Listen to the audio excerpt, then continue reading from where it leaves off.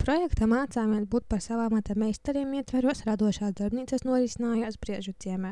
Kā vienas no nodarbībām bija dekoratīvo eņģelīšu veidošana, kas ir neatkārtojams stila elements, ko piestiprināt pie dāvanām.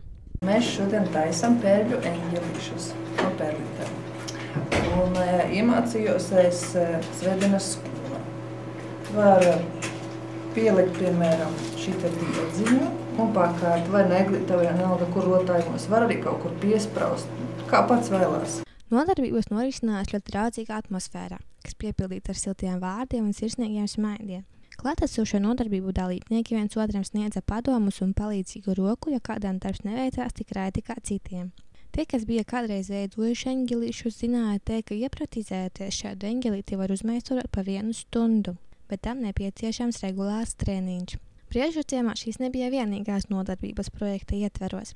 Tika apgūtas prasmes šūšanā, kas pielietotas arī praksē šujot tērpus. Tāpat arī tika veidoti origami. Briežu ciemieši ir atvērti ļaudis, kas labprāt izmanto katru iespēju apgūt jaunas zināšanas un prasmes. Viena no aktīvākajām nodarbību apmeklētājām bija Līna Pundure. Tomēr Līna ne tikai apmeklēja nodarbības, bet arī patiejūtās skolotājas loma un vadīja radošās darbnīcas, kurās gatavoja plīša rotaļlietas. Ar plīšu rotaļlietu gatavošanu Līna aizrāvās ar brīdi, kad mājturības stundā vajadzēja gatavot cāli no dzies.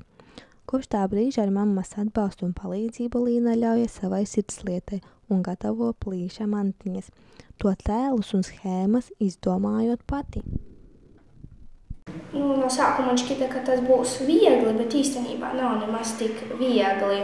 Bija interesanti, bet es saprotu, kā ar skolotājiem, kad jāpalīdz visiem. Tas ir tā diezgan traki, bet labi iespaidi. Līnas sniega vīrus iecienījuši teju visi Briežu ciemieši. Tie liek pasmaidīt un uzlabot dienu. Pašai Līnai liels prieks par saviem izdomātajiem ziemeļbriežiem, kas arī tapuši radošajās nodarbībās. Tie aizceļojuši prom uz tālo Čehiju kopā ar viesiem, kas nesen apmeklējuši Briežu ciema pamatskolu.